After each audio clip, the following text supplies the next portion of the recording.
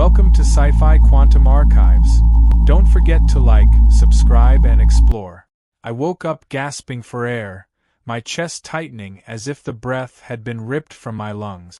My hands clawed at nothing, reaching for something solid, but there was no ground, no walls, only an endless stretch of black that swallowed every trace of light. The sensation of falling still clung to me, like my body hadn't realized it had stopped moving. The silence was suffocating. Not the kind that comes with peace, but the kind that feels unnatural, hollow, like the world itself had been stripped of sound. I turned my head, trying to find a point of reference, something, anything, to anchor myself, but my surroundings refused to make sense. The air felt too thick, pressing against my skin in a way that wasn't right. Then, all at once, the blackness gave way. I wasn't in freefall anymore. My feet were planted on something firm, but the second I looked down, I wished I hadn't. The surface beneath me wasn't solid, not in the way it should have been. It rippled, shifting like liquid glass, but held my weight as though it were stone. It wasn't supposed to do that. I forced myself to focus, my breath slowing just enough to keep the panic from taking hold. The sky, if it could even be called that, was unlike anything I had ever seen. Shattered pieces of light and darkness drifted in slow motion, moving without sound, rearranging themselves in patterns I couldn't understand. It looked broken. The thought sent a cold shiver down my spine. I pressed my fingers against my temple, trying to steady the sharp pounding in my head. I had been somewhere before this. Somewhere real. The lab. The Rift experiment. Project Horizon. It was all rushing back in fragments, disjointed and incomplete. I was supposed to be on the observation deck, watching the calculations run. The numbers had been stable, the containment fields holding. There was no warning, no shift in readings, no alarms. 1 second, everything was normal. The next, I was here. My pulse spiked as I checked my wrist. My watch was still strapped there, the glass cracked, but that wasn't what stopped me cold. The second hand wasn't moving forward. It was ticking backward. I held my breath, watching it count in reverse. 5 seconds. 10. 20. The longer I stared, the more my stomach twisted. This wasn't a malfunction. The time wasn't wrong. Time itself wasn't working. A sharp gust of wind cut through the silence, carrying with it something I hadn't noticed before. A sound, faint and distant like the echo of a voice. It was too far to make out, but it was there. I wasn't alone. My fingers clenched around the cracked watch, the steady reverse ticking drilling into my skull like a warning I couldn't decipher. I forced myself to breathe, slow and controlled, but my chest still felt like it was being squeezed in a vice. The echo of that distant voice had already faded, swallowed by the crushing silence. It left behind only the irregular pulse of my own heartbeat, each beat hammering into my ribs like it didn't belong to me. I needed to think. The last thing I could remember clearly was the control room, the cold hum of machines, the dull flicker of data scrolling across glass panels. The numbers had been stable. The equations perfect. We had accounted for every known variable, every possible deviation. The containment fields were reinforced beyond protocol. It wasn't supposed to fail.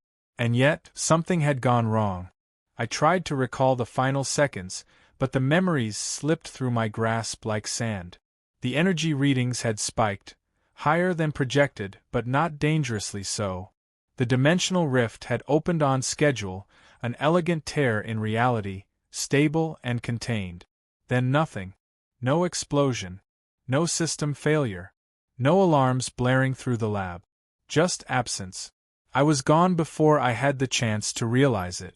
The realization sent a fresh wave of unease rolling through my body. This wasn't an accident. This wasn't a displacement error or a malfunction in our calculations. If the system had failed, the rift should have collapsed inward, sealing itself off before anything could be pulled through. That was the failsafe. That was the entire point of the project, to control the breach, to observe without interference. I shouldn't be here. I turned, scanning the fractured sky, the shifting ground beneath my feet, the horizon that stretched too far and yet felt impossibly close. Everything about this place was wrong. Physics didn't behave like this. Light flickered in and out, casting shadows where there were no object.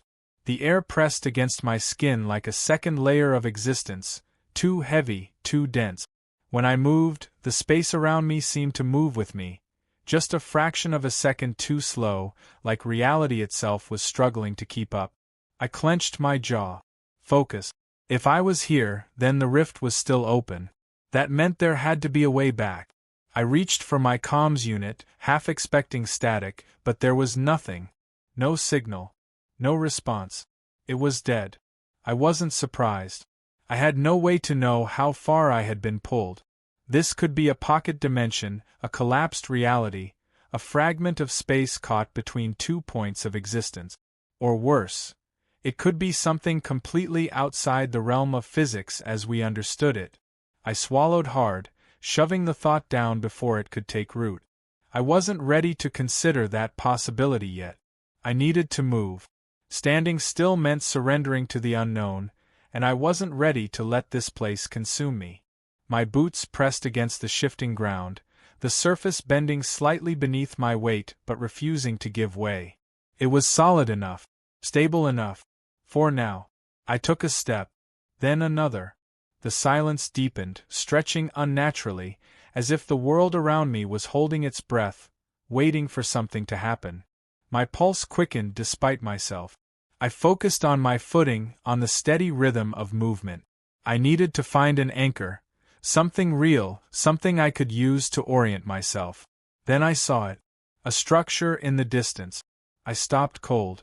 It was faint, blurred at the edges like it wasn't meant to be seen, but it was there. A building, tall, metallic, familiar in its impossible presence. Project Horizon. Or at least, something that looked like it. My stomach clenched. This wasn't possible. The facility was on Earth, secured beneath miles of reinforced concrete and government oversight. It couldn't be here. Unless. I didn't finish the thought. I didn't want to. Instead, I forced myself forward, every step heavier than the last. The closer I got, the more the world seemed to shift around me, as if the act of looking directly at the structure was changing it. The entrance loomed ahead, rusted, untouched by time yet somehow ancient. I hesitated. Every instinct screamed at me to stop, to turn back, to question why something that shouldn't exist was standing right in front of me. I ignored the warning. I reached out, and the second my fingers brushed against the metal, a voice whispered behind me. Too close. Too familiar. I knew that voice. I had heard it before. But when I turned around, there was no one there. My breath caught in my throat. The silence pressed in again, thicker than before. I scanned the area, my eyes darting between the jagged sky and the horizon that seemed to stretch too far and yet remain unsettlingly close.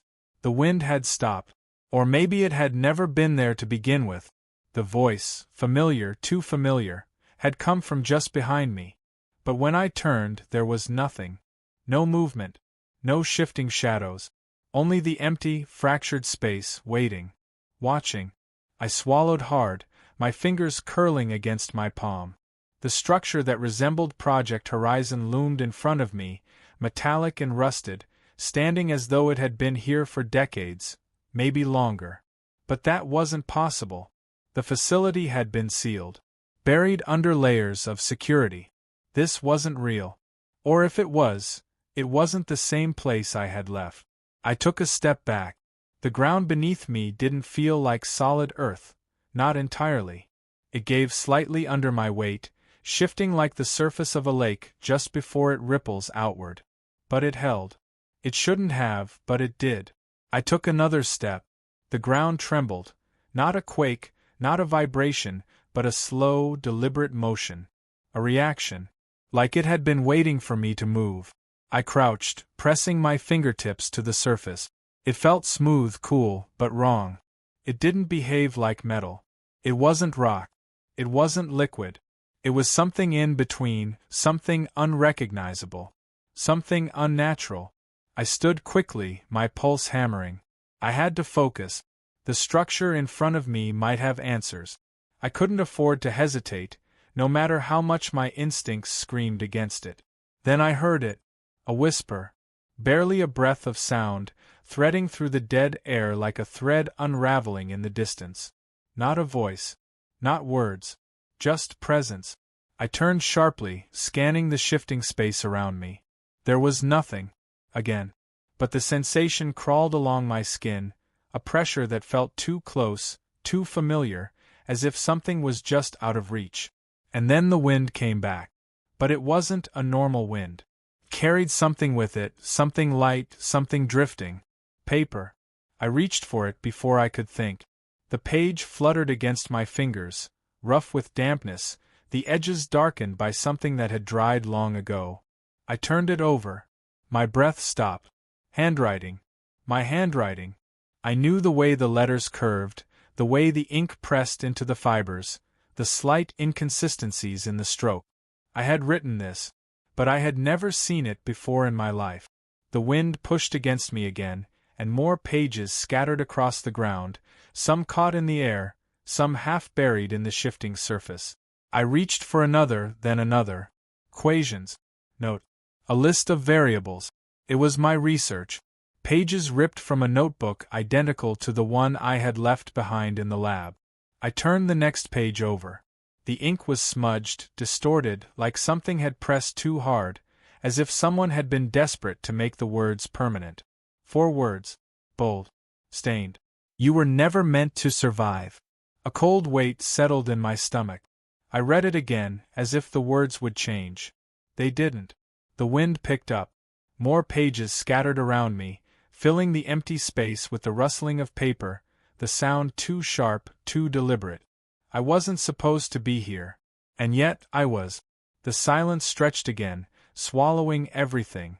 My fingers tightened around the page, the rough texture grounding me just enough to keep the panic at bay. I forced myself to move. I didn't know how long I had been standing there, staring at those words, but my hands were trembling, my breath too uneven. I crushed the page in my palm, feeling the edges dig into my skin. I needed to keep going. There had to be an explanation. There had to be a way out. And if I had written those words, then somewhere, somewhen, there had to be a version of me who had survived long enough to leave this warning behind. I just had to find him. The wind had died again. The last of the scattered pages lay still on the ground, caught in the strange, shifting surface that refused to behave like anything I understood. My fingers remained clenched around the crumpled note, the words still burned into my mind. You were never meant to survive.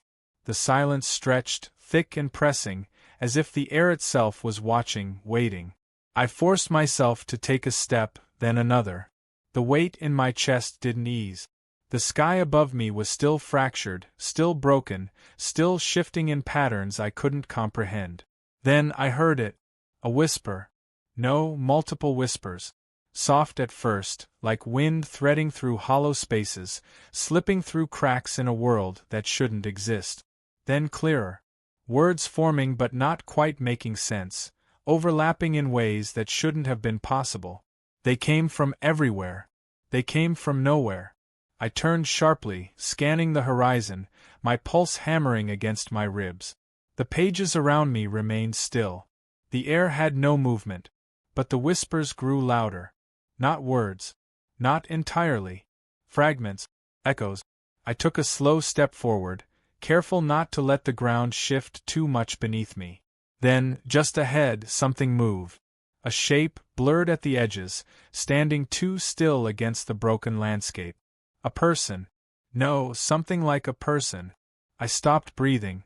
She was facing away from me, shoulders stiff, her arms hanging limply at her sides. The lab coat she wore was torn, stained, but intact enough for me to recognize what it meant. Government issue. Project Horizon. I should have felt relief. I should have called out. But something kept me frozen. She wasn't standing on the ground. Not entirely. The space beneath her feet shimmered, Just barely, just enough for me to notice. As if she were resting between this place and something else, something I couldn't see. The whispers stopped. Silence crashed back in, suffocating. Then she turned. And my blood ran cold. Her eyes locked onto mine the moment her face became visible. Wide. Hollowed. Like someone who had seen too much, lost too much, and had nothing left except the weight of knowing. I knew that face. I had seen it before. Not in person. In reports. Files stamped missing, presumed dead. Dr. Noah Sinclair. Her lips barely moved when she spoke. Her voice was quieter than I expected, but it carried through the empty air like it had nowhere else to go. You shouldn't be here. The air felt heavier. My hands were suddenly too cold. My mind refused to process the obvious, refused to accept what I was seeing. She had vanished 5 years ago. Her body was never found. No transmissions. No remains. Just an anomaly in the logs, a sudden disappearance when the first rift test failed. Yet here she was, standing in front of me, looking straight at me, and then she said something worse. Something that sent a slow, numbing chill down my spine. None of us should. I opened my mouth, but nothing came out. The words were stuck, trapped between my thoughts and the sheer weight of the moment. She took a step closer. Not fast. Not aggressive. Just deliberate.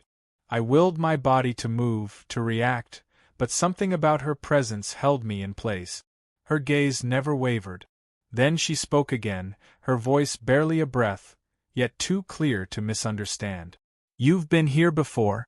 The words hit me like a slow impact collision, unraveling every assumption I still had left. No. That wasn't possible. I would have remembered. I would have remembered. I forced myself to speak, my throat raw. No. This is my first time in the rift. She didn't answer. She just stared. And somehow, I knew she was waiting for me to realize something, something I wasn't ready to face. My heartbeat was a dull roar in my ears. This wasn't just a trap. It wasn't just some void where lost researchers ended up. It was a loop. A cycle. The rift didn't just take people. It repeated them. And if she was here, if she had been here for years, how long had I? I didn't want to follow her. Every part of me screamed against it, muscles tensing, breath shallow, a deep, unshakable instinct warning me that whatever lay ahead was something I wasn't supposed to see. But I moved anyway because the alternative, standing in this endless broken landscape, waiting for answers that would never come, was worse.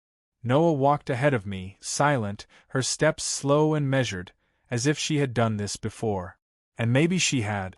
Maybe she had walked this same path, led another version of me to the same place, spoken the same words. I forced the thought down before it could take root. The ground continued to shift beneath my feet, rippling just enough for me to feel it, but not enough to break. It was like stepping across a reflection of something solid, an imitation of reality that was doing its best to convince me it was real. The building appeared in the distance, rising from the fractured horizon like a mirage. At first, I thought it was the same facility I had left behind, the same layout, the same reinforced structure, the same towering walls designed to keep people out. But as we got closer, the details changed. The metal was corroded, eaten away by something that didn't belong in nature. The glass was shattered, not in a way that suggested impact, but as if it had decayed over time. Glass didn't decay, but this one had. The air around it felt heavier, thick with something I couldn't name, something that settled into my bones and made my skin itch. This wasn't my Project Horizon. It was something left behind, something abandoned, something forgotten. I stopped at the threshold, the doorway half collapsed, its edges warped like it had been exposed to heat, but there was no burn, no charring. The walls seemed wrong, their surfaces shifting when I wasn't looking directly at them, as if they were still deciding what they were supposed to be. Noah stepped inside without hesitation. I forced myself to follow. The air changed the second I crossed the threshold. It was colder here. Not a natural cold, but something deeper, something that wrapped around my skin and settled into my lungs. The walls stretched inward, corridors branching off into impossible directions, angles that shouldn't exist, paths that looked identical but felt different the longer I stared. The main control room was ahead. It shouldn't have been. The layout of Project Horizon wasn't like this. The hallways should have led to separate divisions, different wings, but here everything funneled into a single space, as if this place had been rewritten into something singular. The control panels were still intact, screens cracked but flickering with distorted images, static running across them like fragmented memories struggling to hold form. Then I saw them. The recordings, lined up on the display, each file marked with a date. But the dates didn't make sense. Some were from years ago, some from minutes ago, some from a time that hadn't happened yet. My hand hovered over the console. I didn't want to press play. I needed to. I selected the first file. The screen glitched, static breaking across the surface, and then, me. Sitting in this same room. Except it wasn't just me. The version of myself on the screen looked exhausted. His eyes were sunken, his hands gripping the edge of the console like he was barely holding himself together. His breath was ragged, uneven. He looked up, and I swore, that for a split second, he was looking directly at me. Then he spoke. "If you're seeing this, then you need to listen. You don't have much time." The static surged, warping the image, distorting the sound. I leaned in, pulse hammering, fingers gripping the edge of the console. The video stuttered. The other me closed his eyes, exhaling shakily, before he whispered something that made my blood freeze. "It's not real." The screen cut out. I stumbled back, breath caught in my throat.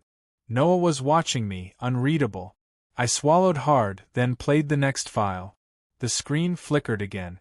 A different version of me. This one was screaming. His hands clawed at his face, his head jerking from side to side, his body trembling as if something unseen was wrapping around him. The sound that tore from his throat wasn't human, it was raw, fractured, like something trying to get out. I wanted to stop the video. I should have stopped it. But I didn't. I watched as the other me slammed his fists into the console, his breathing ragged, his voice hoarse as he gasped out a single, desperate plea. "Don't trust Noah." The screen cut to black. I turned. She hadn't moved. Her expression hadn't changed. She was just watching. Waiting. The walls around me felt closer than before, the air thicker, the silence stretching too long between us. I needed to think. I needed to process. I needed to believe that what I was seeing wasn't real. But the timestamps didn't lie. Neither did my own voice. Time wasn't working here. The rift wasn't just holding people. It was rewriting them. And I had no way of knowing which version of me I was. I didn't say anything. I couldn't. The screen had gone dark, but the last image still burned in my mind. The version of me, his face twisted, his voice raw, his desperate warning, "Don't trust Noah." She was still standing beside me, still watching. I forced my hands to steady, even though they wanted to tremble. Even though the cold weight in my chest was settling deeper, making it harder to breathe. I turned back to the console, my reflection faint in the shattered glass of the monitors. The silence stretched between us. Then, something shifted. Not Noah. Not me. Something else. It wasn't a sound. It wasn't movement in the traditional sense. It was more like an absence shifting inside the space around us. I straightened, my breath slowing. It was behind us. Noah didn't react. Not at first. But then, her head turned slightly, just enough for me to know she felt it too. She whispered, barely audible, "It knows we're here." A cold, crawling sensation worked its way up my spine. I didn't ask what she meant. I didn't have to. I stepped back from the console, the dim glow of the monitors flickering against the walls, casting fractured light that stretched in the wrong directions. I scanned the room, looking for movement, looking for something, anything, that could explain what I was feeling. Nothing. Just empty space. But the feeling didn't go away. I swallowed, the dryness in my throat making it harder to think. My hands curled into fists, my fingers pressing against my palms just to feel something real. Then, a sound. Faint. Like fabric brushing against fabric. I turned sharply. The doorway we had entered from was still open, leading into the hallway beyond. The light from the monitors barely reached that far, but I could see just enough to know that something had changed. The shadows in the corridor weren't behaving right. I forced myself to step forward, slow, careful, controlled. The ground beneath me still shifted in that way that I couldn't explain, but I ignored it. I needed to see. I needed to know. Another step. Another breath. Then, the darkness moved. Not like a shadow stretching with the light. Not like something passing by. It moved with intention. Like something that had been waiting. I froze. The air felt heavier. Noah exhaled, her voice barely a thread of sound. "We need to go." I didn't argue. I turned back to the console, grabbing whatever files I could from the panel, shoving them into the front of my suit. I didn't even look at them. There was no time. The shadows stretched further. Closer. And for the first time I saw it. Not fully. Not clearly. Just a glimpse. Something moving inside the space itself, not solid, not fluid, somewhere between. Like a distortion of everything that had ever stood inside this place before. Noah grabbed my arm, her grip tight, almost shaking. "Run." We did.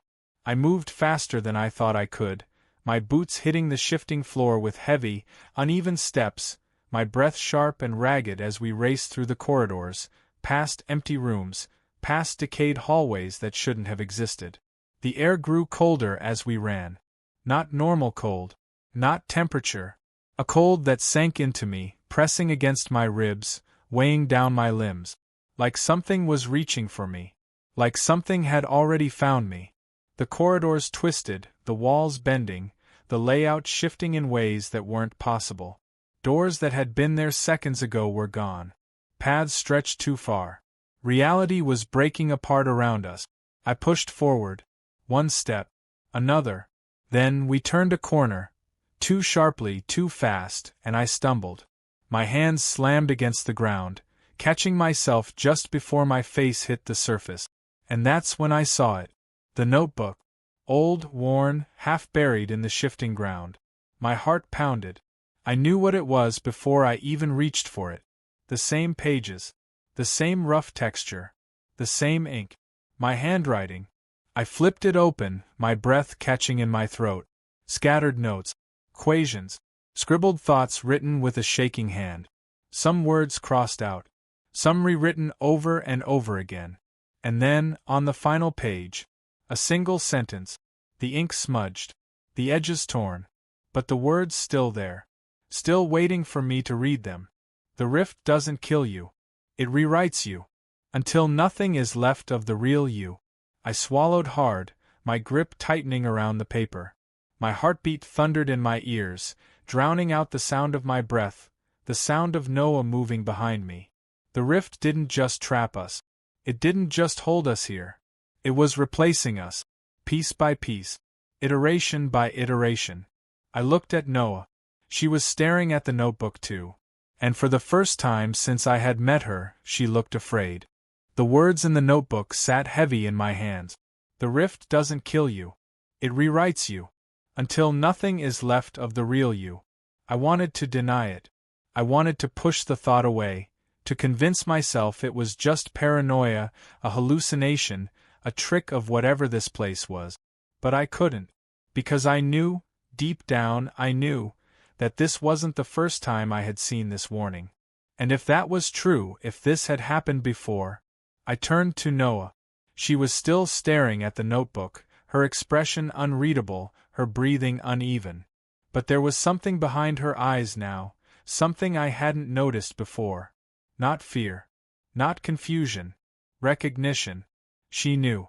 Before I could speak, the ground trembled beneath us. A slow, deliberate shift, not like the rippling I had felt before, but something deeper.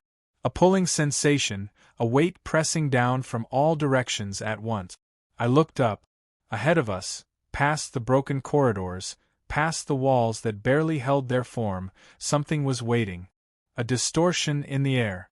A place where light bent inward, folding in on itself. It wasn't a door. It wasn't a passage. It was something else. A way out. I didn't question it. I didn't need to. I felt it.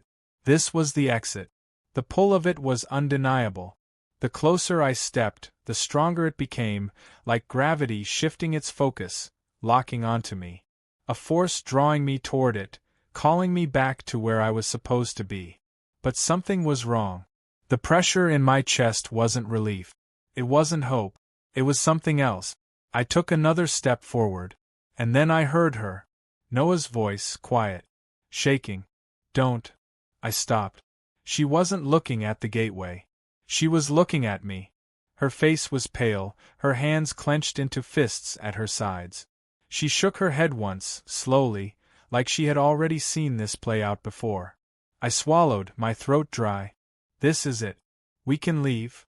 She didn't move. The silence stretched between us, pressing in, suffocating. Then she exhaled, barely a whisper. One of us can. The words slammed into me like a physical force. I blinked. What? Her eyes darkened. Not with anger. Not with fear. But something closer to resignation. This always happens, she said, voice tight low. We always get to this point. And you always leave me behind. The air in my lungs turned to ice.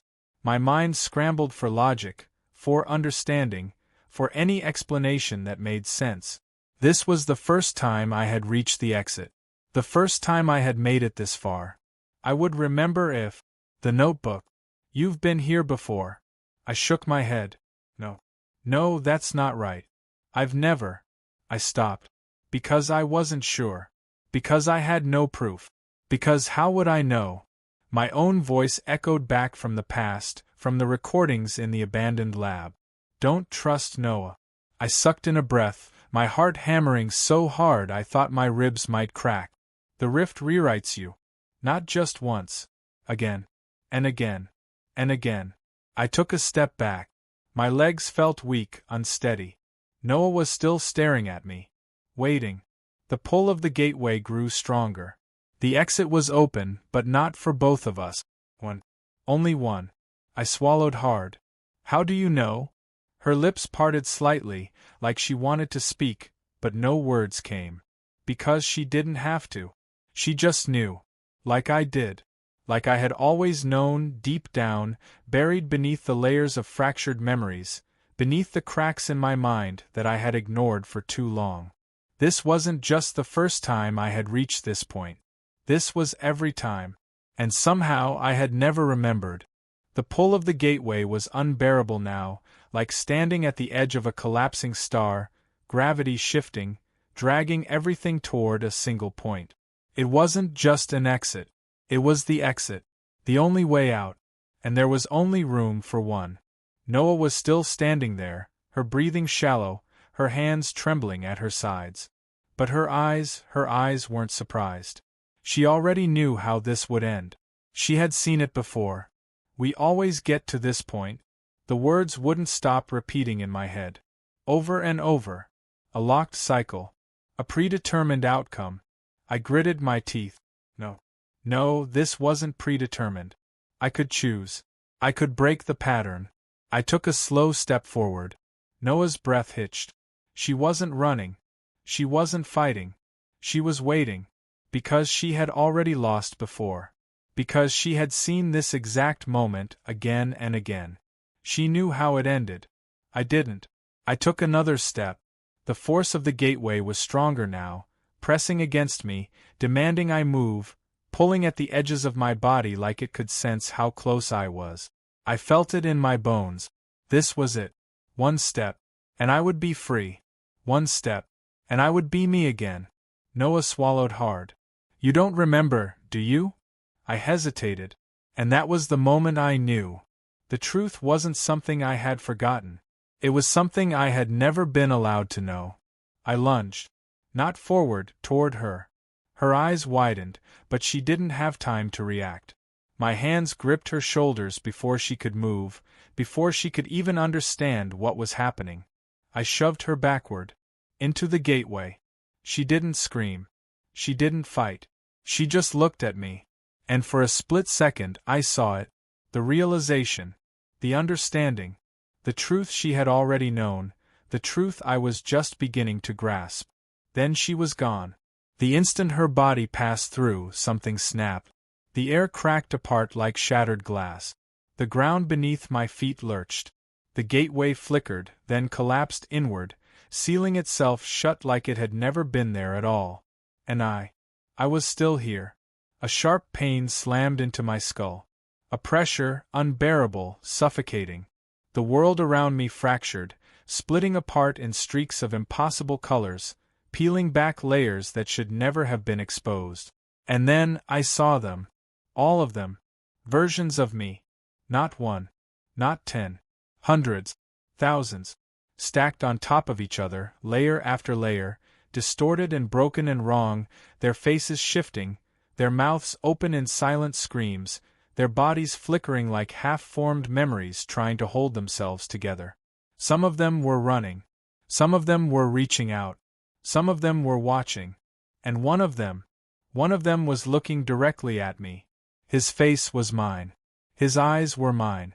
But the horror in them, the absolute understanding, it was like staring at the moment before a man drowns, the final breath, the knowledge that there is no escape. And then I knew. There was never an original Kieran. The rift had never taken me. It had made me. Over and over again. I wasn't escaping. I never had. Because there was never a real me to begin with. I woke up gasping for air. My chest heaved, lungs straining, every muscle locked in place as if I had been holding my breath for too long. My fingers twitched against the surface beneath me, solid, but not quite. Something shifted under my touch, bending slightly before settling again. I forced myself to move, to focus, but the pounding in my skull made it difficult to think. The last thing I remembered was falling.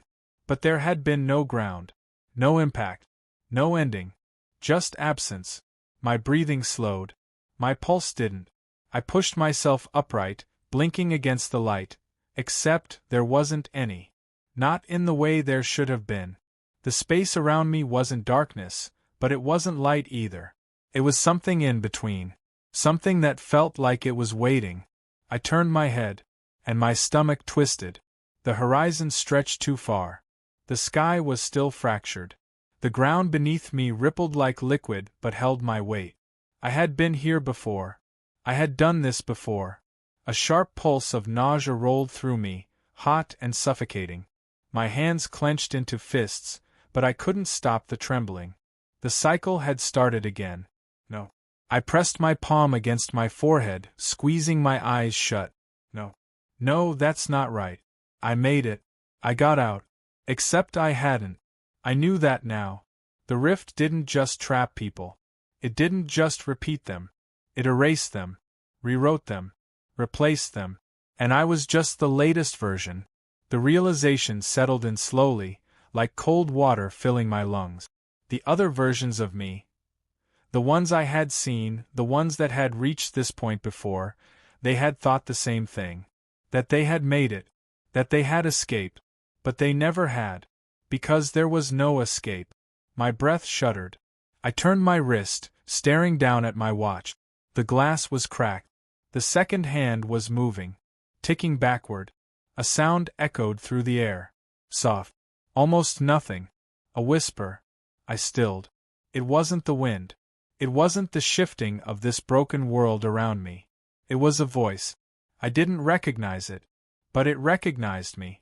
The whisper slid through the empty space like a thread pulling tight, like something pressing against the very fabric of my existence. Break the loop. I swallowed. My mouth was dry. My hands were shaking. I forced myself to speak, but my voice was barely there. How? No answer. Just the same silence as before. The weight of everything crushed against me, settling into my ribs, my skin, my bones. I had been reset. Everything I had done, everything I had tried, none of it had mattered. Or maybe it had. Maybe it wasn't about escaping. Maybe it was about changing something.